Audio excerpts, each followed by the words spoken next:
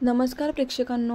मुरांबाच्या आजच्या भागामध्ये असं पाहायला मिळणार आहे, अभि हा रेवाला भेटायला तिच्या रूममध्ये आलेला असतो. रेवा म्हणते की काय झालं, आरतीचं काही कळालं का, बोलली का ती काही. अभि डोक्यालाच हात लावतो आणि म्हणतो की हो रेवा, ती स्पष्ट जरी बोललेली नसली तरी मला असं वाटते की तिला आपल्या मैत्रीबद्दल कुठेतरी डाऊट आला आहे. मलाही असं वाटतंय की आपली मैत्री जरा जास्तच क्लोज होत चालली आहे रेवा. आपण आता थोडंसं लांब व्हायला हवं आहे. रेवा म्हणते की पण आपलं तसं काही नाही आहे ना अभि, आपली तर फक्त मैत्री आहे ना, आपण मैत्रीच्या नात्यानेच भेटत होतो, आपल्यामध्ये काहीच नाही आहे. हा गैरसमज तू दूर का नाही केलास. तेव्हा अभि म्हणतो की हे बघ रेवा, माझं चुकतंय, मी तिची माफी मागायला हवी होती. आणि हे मुकदमांचं घर आहे, आम्हाला बाळ होणार आहे, ती माझी बायको आहे, त्यामुळेच रेवा आता मी जाणार आहे, आरती लावणार आहे. मला तिची आणि माझ्या बाळाची काळजी घ्यावीच लागेल. त्यामुळे रेवा, आपली मैत्री आता इथेच थांबव, मी तुला नाही भेटणार आता जास्त वेळ. आता मात्र अभि निघून जातो. तिकडे रेवा म्हणते की अच्छा, म्हणजे इतक्या दिवस नाटक करत होतास अभि तू माझ्याशी, तुला काय वाटलं मी तुला असं सोडून देईल. बघ आता मी बदला नक्कीच घेणार, माझ्याशी असं वागलायस ना तू. तर पुढे आता रमा आणि अक्षयचं नातं खटकते हे पाहिल्यावरती आनंद भाऊजी आणि जान्हवी प्लॅन करतात की आपण ह्या दोघांना बाहेर घेऊन जायचं, लंच करायचं आणि त्या दोघांना पुन्हा एकत्र आणायचं. इकडे अक्षय वाट पाहतोय की रमा कधी तयारी करेल आणि आम्ही कधी बाहेर फिरायला जाऊ. तर अथर्वच्या लक्षात येतं की अक्षय हा रमाची वाट पाहतोय. लगेचच तो हातामध्ये गोट्या असतात त्या अशा कॅच करत म्हणत असतो, अक्षय तू रमाची वाट बघ, मी तिची वाट लावतो. त्याच्या हातातल्या गोट्या तो पूर्ण हॉलमध्ये अशा पसरून देतो खाली, जेणेकरून रमा पडेल.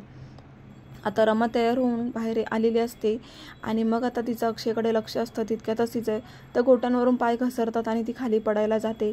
तेव्हाच अक्षयचं लक्ष जातं आणि अक्षय पटकनच तिला पडण्यापासून वाचवतो. आणि खूप वेळ आता ते दोघंही एकमेकांमध्ये मग्न होतात. आणि मग आता अक्षय रमाकडेच पाहायला लागतो. रमा ही खूप छान फील करत असते आणि त्या दोघांचा रोमांस पाहून मात्र इकडे अथर्वला खूप जळण होते. अथर्व लगेचच समोर येतो त्यांच्या आणि आवाज काढत म्हणतो की मीही तयार झालोय, आपण जायचं आहे ना, निघायचं आहे ना आपल्याला. आता मात्र रमा अक्षयकडेच पाहायला लागते. तर अक्षय म्हणतो की अरे अथर्व, मी ना माझ्या फॅमिलीसोबत चाललो ना, तर तुला घेऊन गेलो असतो. आपण एक काम करूया ना, नेक्स्ट टाईम मी तुला घेऊन जाईल, पण आज मला रमाला घेऊन जायचं आहे रे बाहेर. आणि मग रमा म्हणते की हो अथर्व, त्यापेक्षा तू एक काम कर ना, तू पार्थबरोबर गोट्या खेळत बस. आणि मग ती त्या सर्व गोट्या उचलते आणि अथर्वच्या हातामध्ये ठेवते. आता मात्र अथर्वला खूप राग येतो. रमा आणि अक्षय त्याच्या समोर मस्तपैकी निघून जातात हसत हसत. आणि अथर्वचं तोंड पाहण्यासारखं होतं. तो लगेचच म्हणतो अच्छा, आणि हातातल्या गोट्या खाली फेकतो आणि म्हणतो की छे, हे कोण करणार आहे. आणि मग आता तो रेवाच्या रूममध्ये जातो. इकडे रेवाला तो म्हणतो की काय ग रेवा, तुला काय वाटलं, मला काहीच कळत नाही. अभिला तुझ्या मिठीमध्ये घेऊन काय चाललं होतं, मला काहीच कळत नाही का. रेवा म्हणते की अरे अथर्व, वेगळा अर्थ काढू नकोस, अभि तर माझा फक्त मित्र आहे, मैत्रीच्या नात्याने आम्ही एकत्र आलो होतो आणि एकत्रच राहू. तर अथर्व म्हणतो म्हणजे तू त्याला तुझ्या मिठीमध्ये घेतलंस का, तू येऊ दिला त्याला तुझ्या मिठीमध्ये, मग आता मी तुला सोडणार नाही रेवा. तर पुढे आता अक्षय आणि रमा हॉटेलमध्ये पोहोचलेले असतात. त्यांना काही टेबल मिळत नाही, त्यामुळे अक्षयची चिडचिड चालू होते. रमा ही चिडचिड करायला लागते. दोघांचंही हॉटेलमध्येच भांडण चालू होतं. दोघे एकमेकांना म्हणतात की तुमचं काय कपडे घातले की तयार, आम्हाला किचन आवरावं लागतो, सगळं लाईट फॅन वगैरे सगळं बघावं लागतं. आणि त्यांच्या भांडणामध्ये आता जान्हवी आणि आनंद भाऊजी दोघंही म्हणतात की अरे तुम्हाला एकत्र आणण्यासाठी आम्ही इथे आलो, भांडण्यासाठी नाही, चला तर एक सेल्फी होऊन जाऊ दे. आणि मग अक्षय रमाला पुन्हा ते एकत्र करतात आणि खूप छान एन्जॉय करत असतात.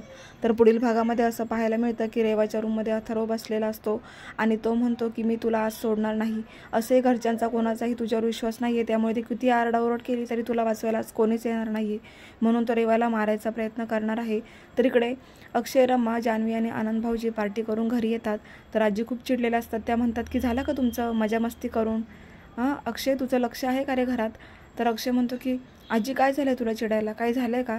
आजी म्हणतात की तुला फक्त बायकोबरोबर मजा मस्ती करायची पडलेली आहे का. अरे आपल्या आजूबाजूला काय झालं तिकडे जरा लक्ष द्यायचं ना, इतका बायकोचा बैल होऊ नकोस.